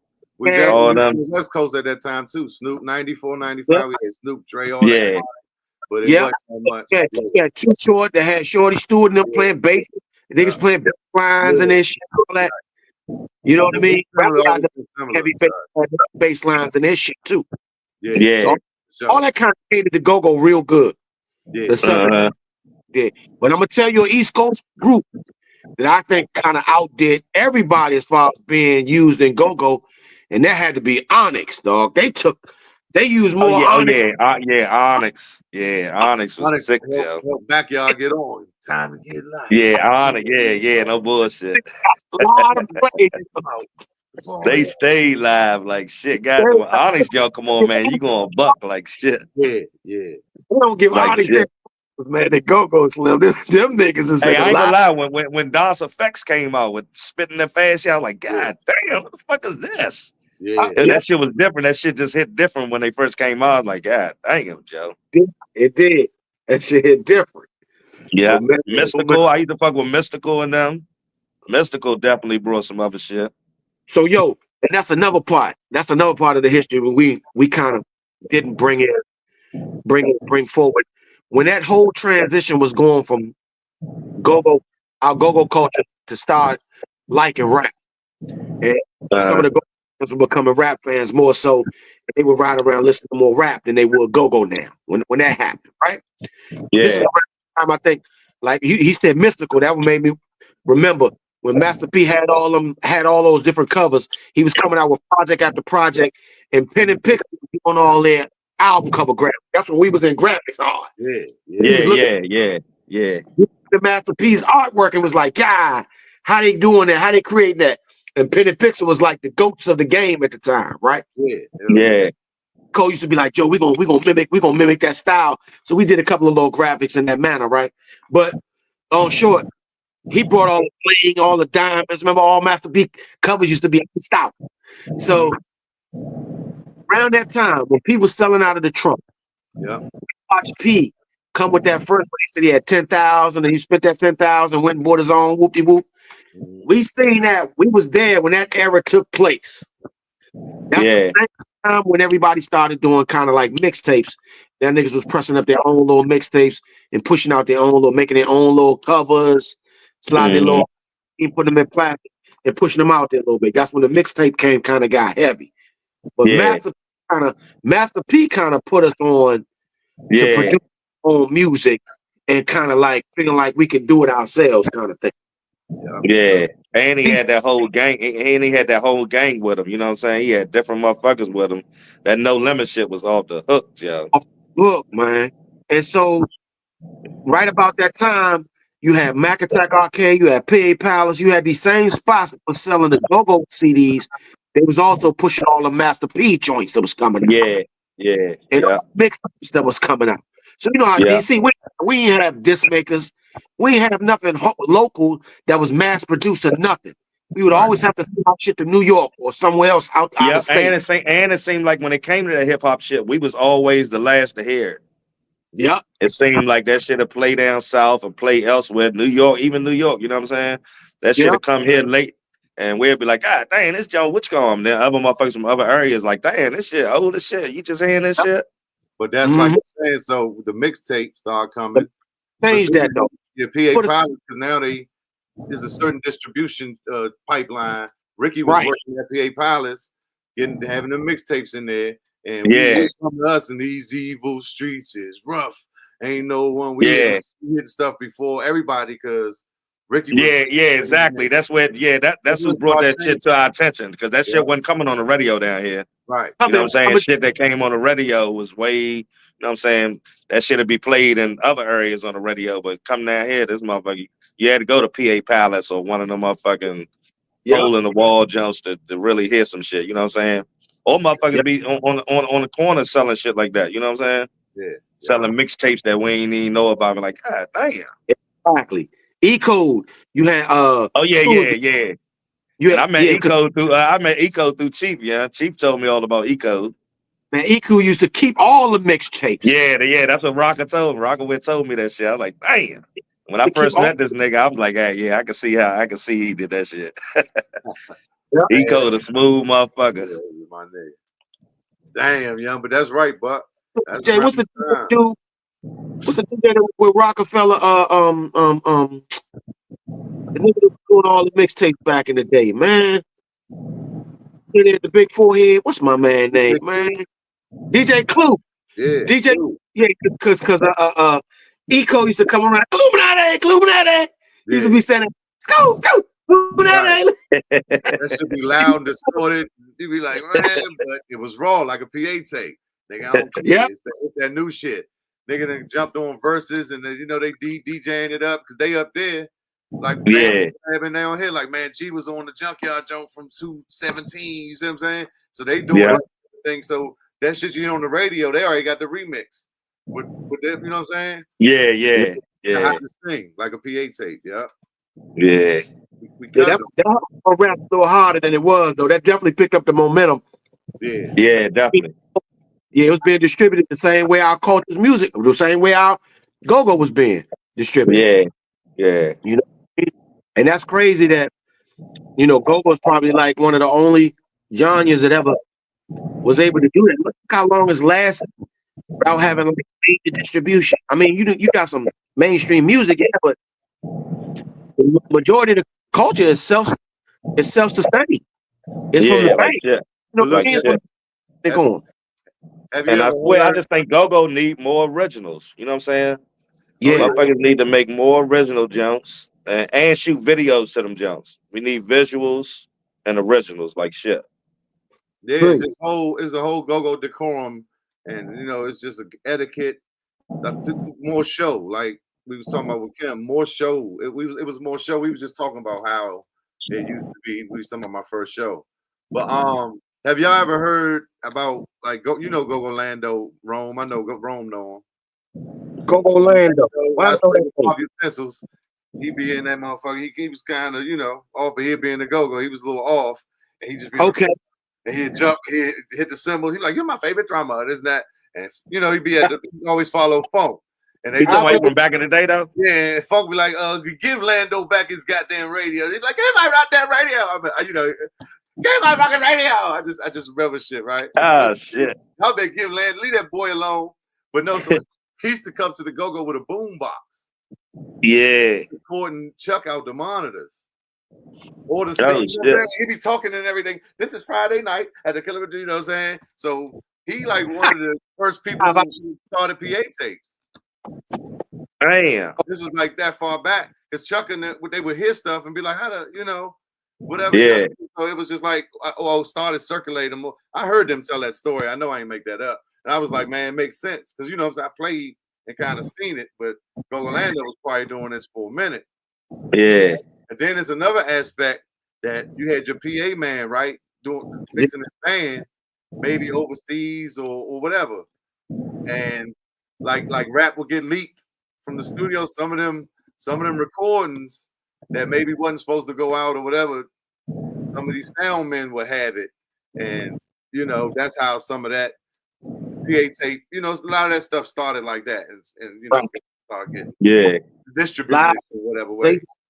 They used to call that bootleg. Remember they had an episode about it on what was that? What's Happening? And Rerun snuck Rod and them got Rerun and snuck a tape recorder into the concert. Yeah. Basically, that's Rerun score with the bootleg tape. Yeah, no bullshit, Jeff. Like we were getting on the radio, making our own mixtapes, but I was like, Joe, we've been doing that forever. Why they lock Rerun up, man? This nigga's been going to the with their boom boxes forever. Yeah, but the go-go band, they didn't cite you. They ain't put you out for that though. They let you come to the go-go. A lot of times the go-go's will be outside. Yeah. Ain't no checking you. It might not be no admission. You just walk up and watch them play. Yeah, a lot of go-go. A lot of your daggone record. You got your boom box, man. You get your tape. Live tape. Yeah. God. That's when cassettes was heavy as shit. Cassettes, man. That shit that came a long way, man. Now everything digital, everything. You know what I'm saying? Smaller and faster, like the PA. They used to have them big stacks of. We used to have motherfucking ADATs and all that type shit. I called my man Ren probably a couple of months ago. I was like, man, where that motherfucker old John at? He's like, man, that shit was on the ADAT. I was like, yeah, I don't give a fuck what it was on, nigga. Find that. Right. Look at Bucks. Look at Bucks. No bullshit, Jeff. But ain't that? Hey, yeah. Ain't G. I remember motherfucking Fat Rodney, yeah. Go Nate, all them, yeah. And that's what I used to go to the motherfucking go. Like, God damn, these niggas serious, Joe. You still got all them. So yeah. Yeah, I was Hey, more. And then I used to see Go Go Nate like on the corner, New York Avenue. I'm like, damn, Joe, that's Go Nate. Go go Nate, go. go Lorenzo. Yeah, that's crazy. You got all them. That's probably all the scrapers. So, the zip drives with the MP3. Damn, he still got that shit, yeah. Cheef, That's what hey, I'm look, talking about, Bucks. Hey, Bucks. That shit yeah. worth Oh, that shit worth a zillion bucks, nigga. Your speaking new of that, name, Zillion Bucks, nigga. top papers, right? Keep that up there. Top papers. There's something Shit. on that shit, man. With like, look, I'm hearing Cheefy today. You got to join on this joint, this whatever, this, your little promo for this little podcast. Oh yeah. I'm on a song I never heard that before. I'm like, damn, Cheef got copies of shit I ain't even heard. I got probably plenty of copies of shit that niggas ain't heard. Right. But yo, Yeah. Yeah, I that be still the got a lot of tapes and everything, but that's on. I just put all that was the Urban Elements. I put it on there, so I uploaded it. I'm like, it's been so long. I forgot what I said. I was like, I had to listen to it a couple times. Like, damn, I said that. Yeah, yeah. Ain't no bullshit, Bucks. You already know we've been doing this shit for so long. That Right, nigga Chief keeps some shit in the archives. I'm like, damn, I forgot all about this shit. But right. guess what? Did Guess you- what? It be shit like that motherfucker still ain't heard, and that shit, Be man, that blown. motherfucker shit still can go, you know. Oh yeah, Never like forget. Telling you. I would never forget. Missy said that, man. When Missy came out and said that song that she blew up on was already 10 years old. Her and Yep, Tim yep, shit yep. 10 That's years. what I was telling. Yeah, that's what I was talking. That's what I always say. Like Uh-huh. motherfuckers to come out and be like, damn, yeah, I laid this song motherfucking 12 years ago. Yeah. yeah, Still You know hot. what I'm saying? about it came out. It hit It's a later. timeless. About it. Yeah, About it. it Yeah. was like 90 when they dropped it when he had the store and all that. Like Rome was saying, then it caught on like 96 or whatever. Whenever they had that run with the orange true joint, okay, TRU joint. Oh, yeah. Yeah, yeah. Remember that joke? My stomach. But Hey, yeah, you know who else I used to fuck with? G2 a Key. oh man. Oh, yeah. Man, that was my Yeah, shit, wanna Joe. make a million. They I had a, said, God damn, Joe. yeah, that shit was like, I was they like was, that was like Scarface Group or something, though, right? Yeah, they was. They Something like definitely was from down south somewhere. that. I think it was from Mm. Texas. Yeah, they was from Texas, I think. I forget, Yeah, though, man. Yeah, they was dope. probably Third Wall. A Got G2. Yeah. MJG ball. I was with oh them. man. See? Yeah. Dang. A G to a key. You Yeah. can't deny. We the bomb, bitch. Now who am I? Hey, yeah, that Joe used to go like shit, Joe. God damn. I was trying to find that song. South had it locked. South had it locked. Yeah, but man, we still got shit, man. We can put out, man. Yeah. Only us heard of this shit. You know what I'm saying? Like shit. Yep. Yeah, I Yeah, think man. as far as And go-go we got band, original music, as far as that go, man, I feel you on that. Being able to do that, but like you said, they got to get a lot more presence. People got to learn the tunes. They got to learn those. They got to learn those hooks. In order, Yeah. they got to learn those hooks, and you know what I mean? Because those be the most important parts. That as far as things to catch on. Being them And it hooks are al- like and it seemed like it always been that way. always been like, If a motherfucker love the beat, first of all, I think it's the beat. You know what I'm yeah, saying? Once they love the beat, and then the hook come next. You yeah, know what I'm saying? They don't give a fuck what motherfucker saying on the verse. If that motherfucker beat sick as shit and move them, and then yeah, the hook, that motherfucker gonna move them regardless. yeah. And usually a melody having more Yeah, melodic things yeah, are more memorable. I've been yeah, listening to some of my joints, and that's I be really thinking about that because that's when you going the beat gonna be in your head. Damn, you gonna go away singing it because you know it's melodic. You yeah, record. yeah. Definitely, it gotta be something catchy for motherfuckers to Yeah. think that shit in their head. Yeah, yeah. So it's And then important. Like songwriting, I feel like we need help with songwriting, and I think a lot of us too prideful. Or I'm not. just Yeah, I ain't never too proud for nothing for real. I don't know. swear. No. Yeah. Man, just in DC, I'm talking about in Go-Go and everything. It was like Oh yeah, a lot of people don't know that Mario and them, they dealing with songwriters. These just people that do this, that understand mechanics, and that's what they do. Sometimes you need a little help. With their little help, and you writing with them, you figure out, these things, Yeah. elements and stuff like that. But a lot of stuff, that beat cranking, but the words ain't keeping you. Like we said, you ain't got the catchy hook that won't leave your head. Yeah. Right. It's just important things like that. Like And you the said, last element, the third element, it always seemed to make a hit. If you got that dance, so if you got that choreography that can go Yeah. along with, Yeah. Yeah. oh yeah, for sure. Yeah. That'll take something up out of here. Yeah. That's a Cheef. That's what we was trying to do to that Zoom in jump. Right. yeah, You know what I'm saying? And I swear, I ain't give up on that motherfucker yet. We still can make that motherfucker pop. Oh yeah, yeah, for sure. That Zoom in, zone out jump. I'm telling you. Yeah, Jealousy was playing that jump on Saturday night next to Shot, Shot, Shot, Shot, and it was fitting. Yeah. Somebody just heard it recently, like my daughter or something. So I know she's like, man, that yeah. But I like some stuff like that, and like the two-step drip I did. Yeah. You Yeah. know, it's sick, right? Somebody just I met a girl that write, and you know what I'm saying, and she was like, yeah, can let me, she was asking if her cousin be singing, she be writing, like, can we do something to that?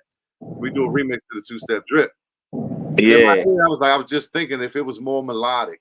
If it We was can revamp. We can revamp at 3,000 a lot of shit up that we already did, and that shit'll fly. I'm telling you. oh, for sure.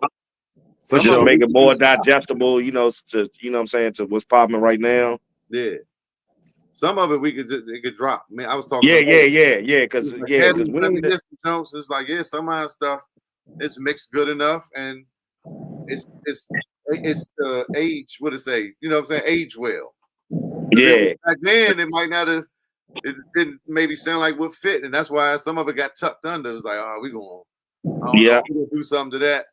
And then I don't know. I get old. I listen back to a lot of stuff and be like, damn, that shit was all right. I know, but I feel like, man, we got a lot of classes. That's Oh, we for do. Bucks, me, you know what I'm saying? All of us.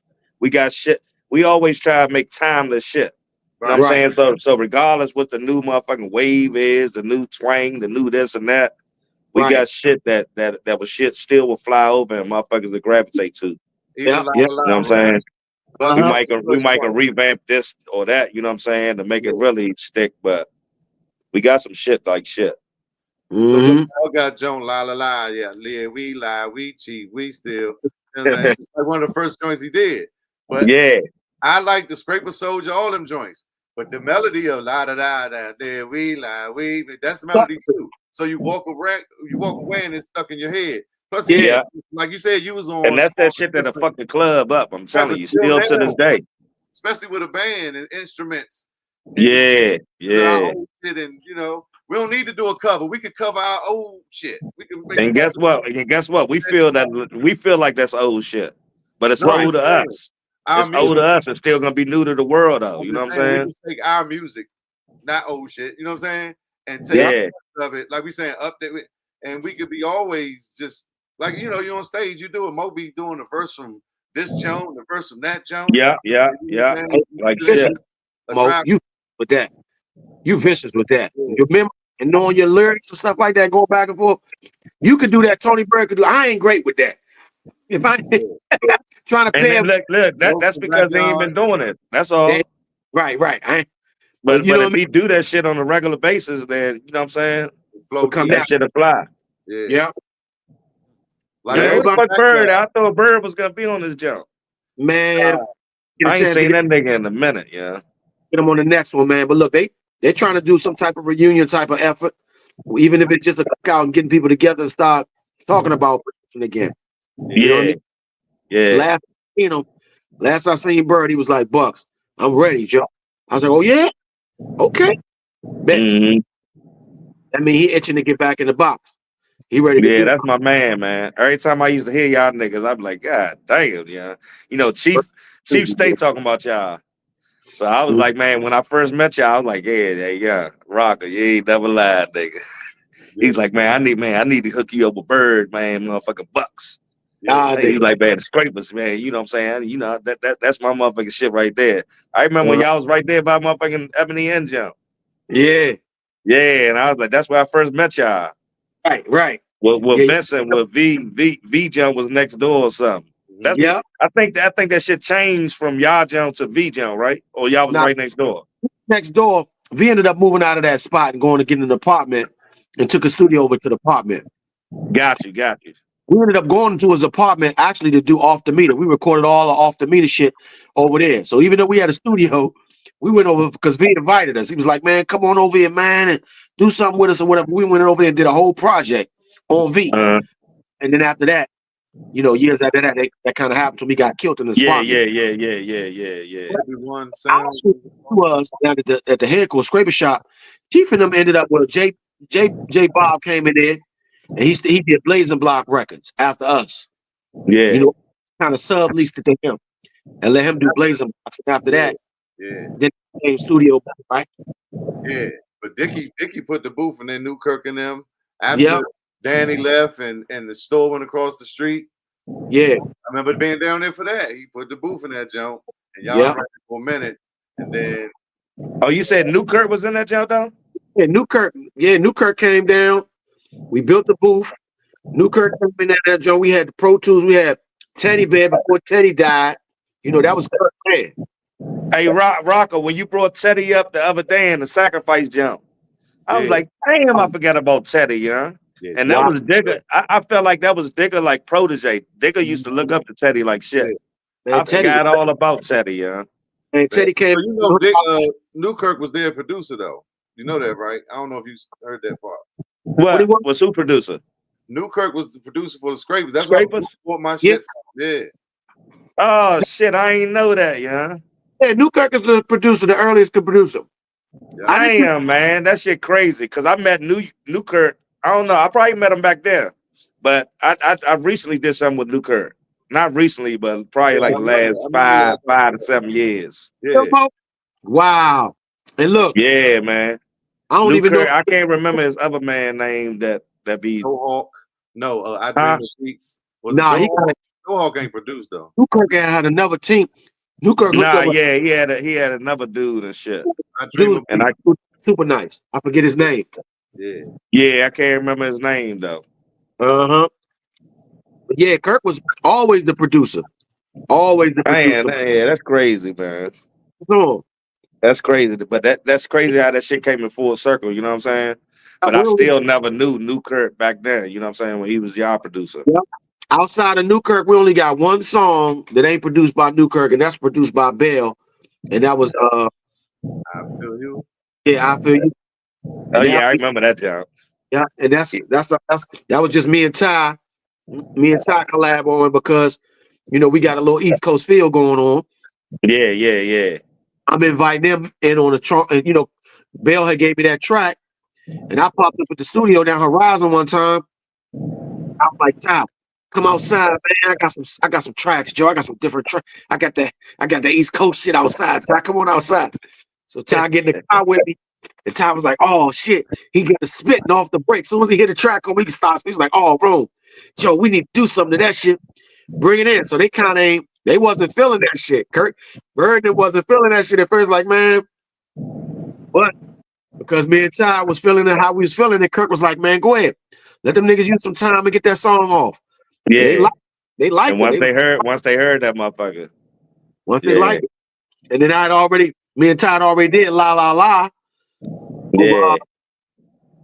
we had done La La La over Kirk track. You know what I'm saying? Kirk wasn't really producing those kind of fast-paced tracks like that. Yeah. So Y'all opening them up to something new. we opened up something new. You know what I mean? I was like, Yeah. and Kirk liked that. He was liking that diversity.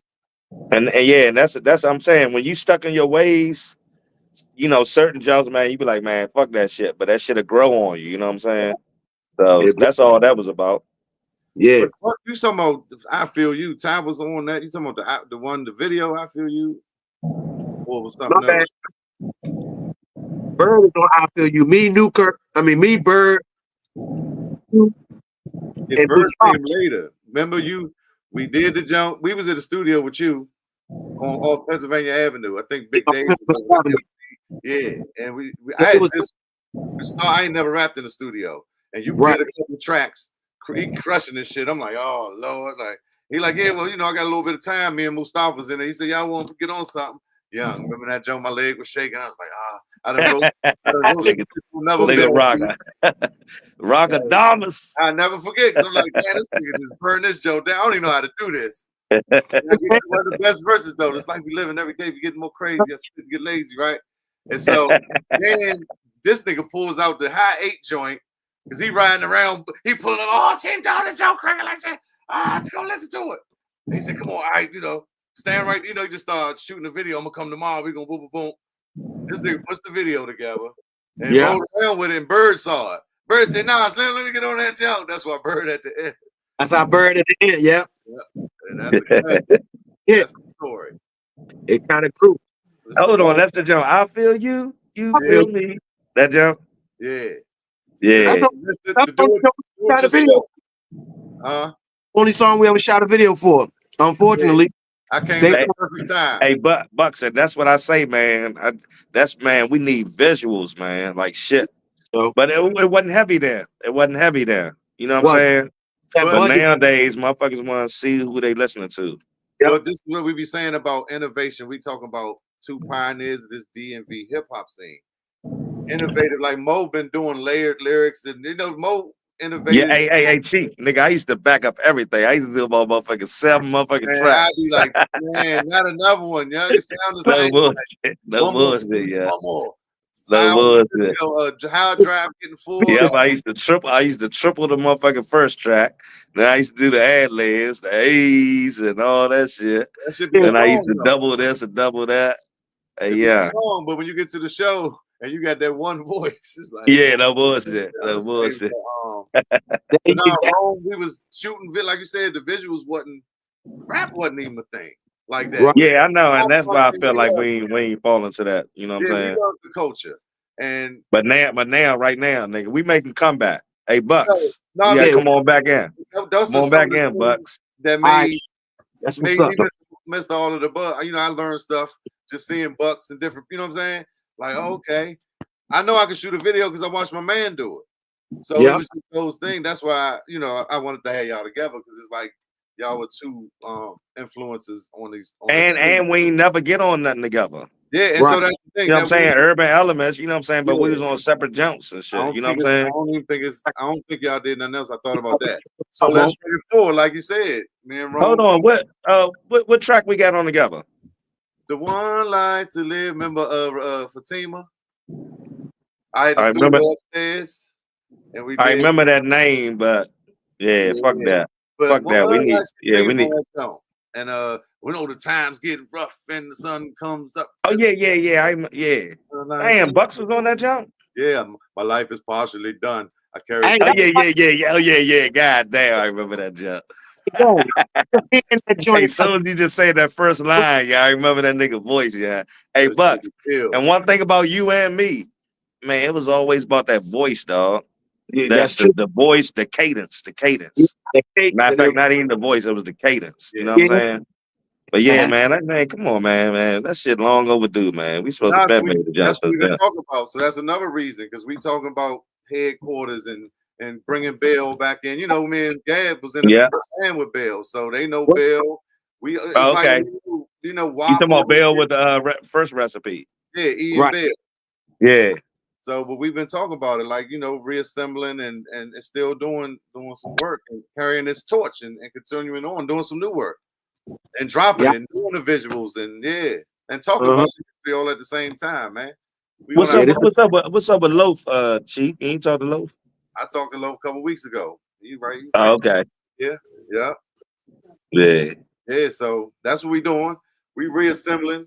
Scraper's calling first. Yeah. That's what's happening, dog. Locked up in the padded room. Yeah. Yeah, Gabby. But we just need to start going over this nigga house though, because you know how this nigga get. This nigga say, man, I'm gonna sell all this shit tomorrow if y'all come. I ain't said that in a minute, but Cheef will do that. He'll sell it all and buy it back. Yeah, no bullshit. But like, y'all niggas took too long, man. I just sold all this shit, nigga. Shit hard out here, man. Fuck you talking about, nigga. Yeah, man. We But just yeah, learned. man, I swear, we power wow with this nigga, man. This nigga got all the motherfucking talent in the world, Exactly. and the visions for this shit and all that shit. So And fuck that shit. Ain't no age on timeless music, oh man. hell no, it So never I'm None. so I'm so I'm with all that shit, and if we can all get back together, man, fuck that, man. I'm telling you, did. we Exactly. we we, we really Instrument can do something for real. I did, believe Yeah. that. did. That's what's about to Hip go hop. down, man. We about to kill him. But that's beautiful. Like we got an And audience. and whatever jump we do, man, like man, let's shoot some visuals for them motherfuckers, man. Know what I'm saying? Mm-hmm. Even if we can you know, you already know Cheef can put a motherfucking Canon camera up and show motherfucking hidden footage, you know, behind the scenes and shit. Yeah. Cheef, we started that with motherfucking with the brat when we was about to shoot the Oh little yeah. jump. Jump called the Empire. It was called Making Yeah, of the yeah, it was Empire. called Making of the Empire before Empire even came out, Bucks. But I Like I swear to said, God, we done had so many ideas and on the that edge. shit that motherfuckers done took and be like, God damn. We felt right. like they stealing our shit. Like, damn, did they see this shit or something? Will they hear about this shit? Right. Like, no bullshit. Now we got the cameraman on deck, and it's all right here for us. So we, like you said, we just gotta get in and get it working. We got instrumentalists. We can make live. You know what I'm saying? We could really make some good music with Yeah, combining these people. Over time. Like you yeah, said, we yeah, all been around, but y'all ain't never really worked. So and just I'm a pep and different people that's coming along the situation. Oh yeah, and plus the Roku channel, right? We got yeah, we got a channel for so me and Buxton always talked about the short movies, skits. Y'all know what I do. yeah, It's yeah. like the teamwork, and I got a cameraman, but yeah, let's all get here. Need some help. But I got joints, I got ideas for days. So shoot some skits so we can make Hey, fun Bucks, and I feel like even if me and you just start the movement and really go over this nigga house, man, just set a day. I'm off every Sunday, no matter what. I work This is Monday through Friday one week, Tuesday through Saturday the next. But keep yeah. in mind, I'm off every Sunday. All Yeah. right. So Sundays definitely good for me. I was gonna suggest that on Sundays. Sundays, Yeah. yeah, Yeah, we Sundays. Some actually said that about 3 weeks ago. We just ain't said it you bored. yet. Yeah, Yeah, nah, no bullshit. do it, man. Yeah, long as we get over there, man, that get that nigga life in. But I'm telling you, if we miss a Sunday, this nigga gonna sell his equipment. So please, let's not miss no Close Sundays. in the studio. Close in the Right. studio. Nah, we He gonna like, see, damn, niggas bullshitting again, man. Man, we just talked about this shit, man. Yeah. Niggas ain't come over, man. Fuck this shit, man. I'm about to start, yeah. That nigga gonna be selling motherfucking tennis shoes with Rockaway on the motherfuckers. nah. He Like gonna I said, put an R. He gotta put an R on the back, yeah. I don't get I'm gonna like call that. these motherfucking rockets. Yeah, the rocket. That's a good idea. The go-go loops rock Like you said, good idea. my pen at. But all No right, man, bullshit. we've been rapping for 2 hours, man. I ain't trying to hold y'all forever. All right, man. Yeah, fuck that. You know I was late as shit, so I don't mind. Yeah. But But nah, yeah, man, love y'all niggas, man. Let's not Look, just make this the talk. You know what I'm saying? We gotta walk. that's for right. sure. Love you For, too, nigga. Fuck that. We yeah, on it. Like a we on. hornet. All Hey, right, so Chief. when we start, we got set a Sunday. When we start, This Sunday. I knew Chief was gonna say that. Nah, I've Sunday. But been you in good? there. I've been But there. you I good put for on the Sunday? flexibility, and I'm Yeah. What y'all for think some. at the time though? man, like I just try to, 2 o'clock. That's We in here. Whoever come Two, in, 3 o'clock or something? yeah, yeah. all Sound that. good. Yeah. I touch bases with you at 1 o'clock on Sunday, Chief, and then we can fine tune it from there. All right, that's what's up. Sound like a Set it up, man. all right till Man, Sunday, man, love y'all niggas, man. bro. Definitely love you too, We're Tim. gonna do it up. All All right, right, All right, yeah. doggies. All right. peace. Peace.